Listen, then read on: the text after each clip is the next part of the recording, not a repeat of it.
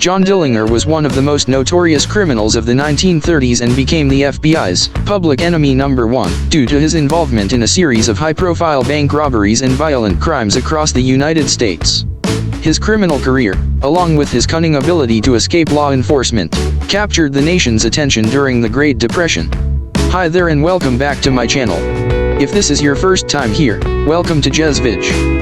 Allow me to invite you to like, subscribe and hit the notification bell icon for future updates. Thank you in advance for the support. Feel free to write down your comments and suggestions.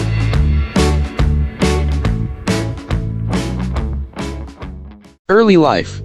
John Herbert Dillinger was born on June 22, 1903, in Indianapolis, Indiana. He grew up in a working-class family but became involved in petty crime at a young age. After a few run-ins with the law, including a failed attempt at robbing a grocery store, Dillinger was sentenced to 10 years in prison.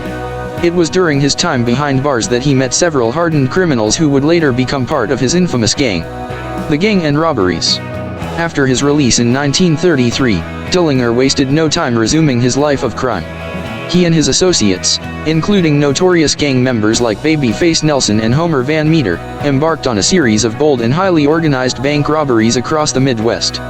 They targeted banks in states like Ohio, Indiana, and Wisconsin, stealing hundreds of thousands of dollars. What made Dillinger especially dangerous was his ability to evade capture. He became a master of escaping police, using disguises, false identities, and even staged breakouts.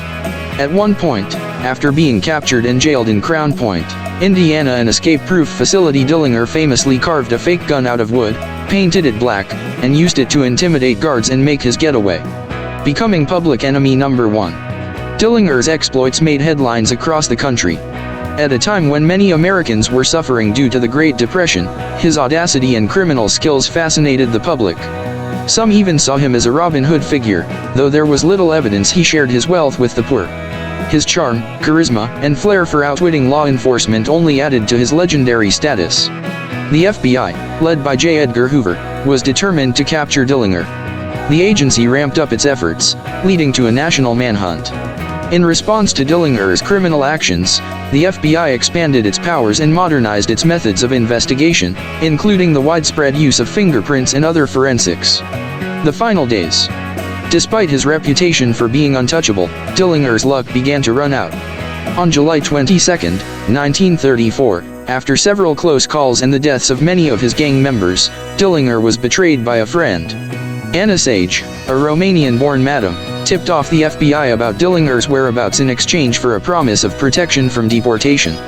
On that fateful night, Dillinger attended a movie at the Biograph Theater in Chicago with Sage and another woman. As they left the theater, FBI agents were waiting outside. Dillinger realized he had been surrounded and attempted to flee, but FBI agents, led by Melvin Purvis, shot him in an alleyway. He was hit multiple times, with the fatal shot striking him in the back of the head. John Dillinger's death marked the end of one of the most infamous chapters of American criminal history.